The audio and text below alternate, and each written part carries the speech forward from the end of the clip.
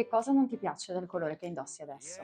Non mi piace perché, è troppo scuro già, ci è cresciuto tanto e vorrei un cambiamento, un biondo più Più bello, fioco. più luminoso Okay, diciamo che tu adesso un po' ci raccontavi quello che è stato il tuo trascorso, hai una base naturale sì, che ha più o meno 2 anni, diciamo, e di mezzo quasi, naturalezza. Okay, abbastanza che hai tutta questa parte qui, sì, mentre qui hai il frutto di tante vecchie schiariture che hai sì, fatto nel tempo.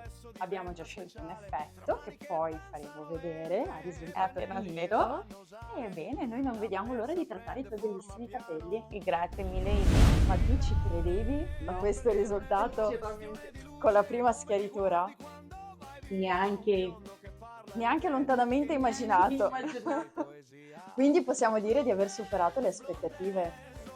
Grazie Ora mille. indossi davvero un bellissimo biondo blondes e questo è solo l'inizio di questo biondo Sì, sono blondes. contenta.